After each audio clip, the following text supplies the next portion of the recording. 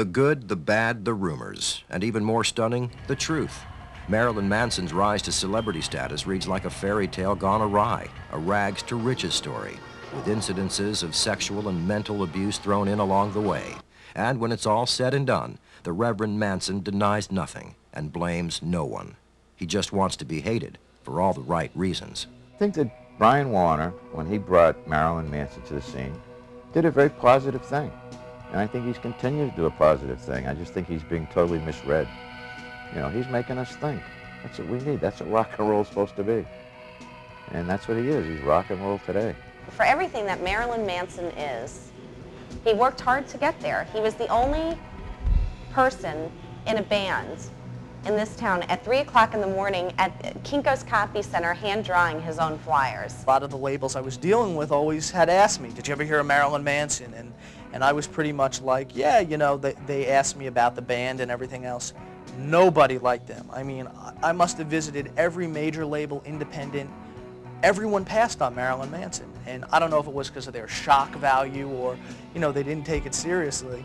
But now look at them. Every album, they keep getting new members, and he keeps kicking out people and this and that. You know, if they piss him off, I guess he gives them the fucking boot, which is cool.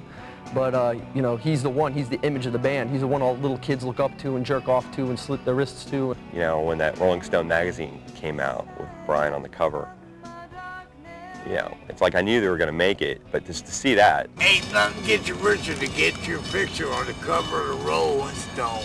Rolling Stone. Brian was always a perfect gentleman. I think Brian is to music what Howard Stern is to the radio.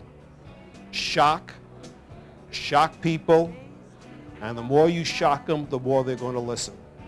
In his own way, he's a very intelligent person, very creative.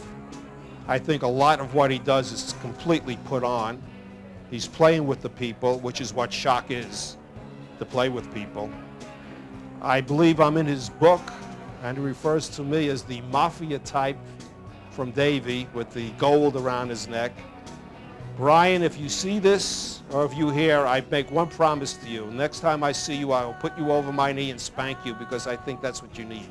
Hopefully they can survive physically, you know. Physically is the most important thing, because your health is far more than any fame or money. Far more important. Every decade a band like this comes along for their shock value. I think they can have longevity if they change with the times, like David Bowie always did and Madonna always did, you know.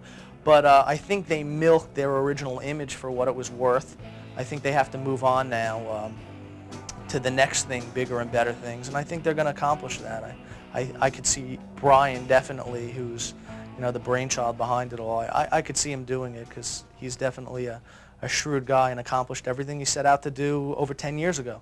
By the time this documentary has been released, Mr. Manson will have reinvented himself once again. He has now donned a more Bowie-esque identity and is quickly shedding his Antichrist image towards a kinder, gentler Marilyn Manson. With a new glam look and some breasts, he is definitely becoming more Marilyn than Manson.